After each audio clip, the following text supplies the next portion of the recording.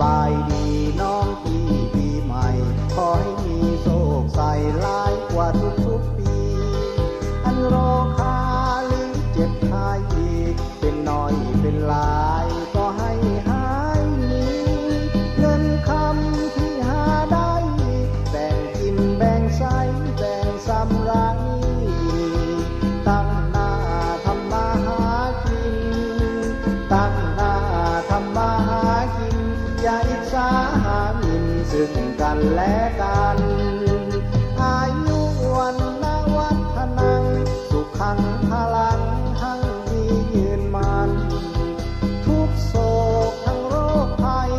หนีไปไกลๆห่างไกลตัวทันผิดพังบ่ตั้งใจโปรดจงอภัยให้กันและกัน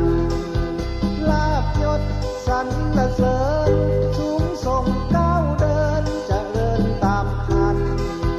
ปีใหม่สดใสชื่นบานปีใหม่สดใสชื่นบานขอให้ทุกท่านสุขสันต์ตลอดปี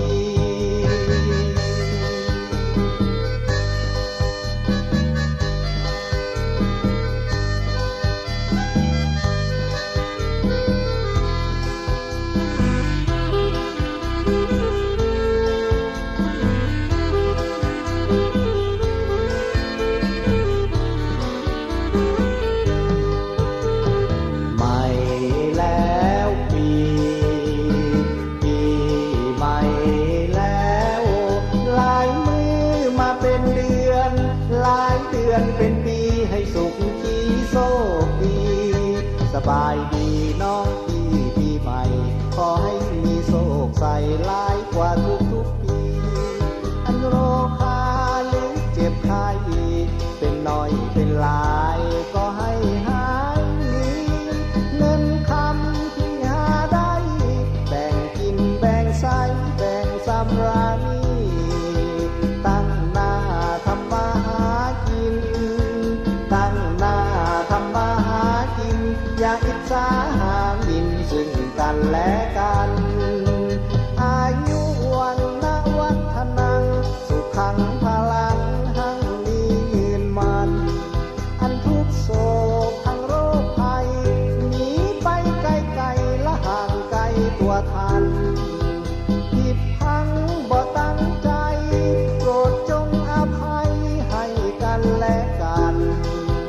ลาภยศสรรเสริญสูงส่งก้าวเดินเจริญตามคัน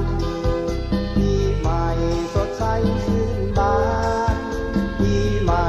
สดใสชื่นบานขอให้ทุกท่านสุขสันต์ตลอดปีปีใหม่สดใสชื่นบานปีใหม่สดใสชื่นบานขอให้ทุกท่านสุขสันต์ตลอดปี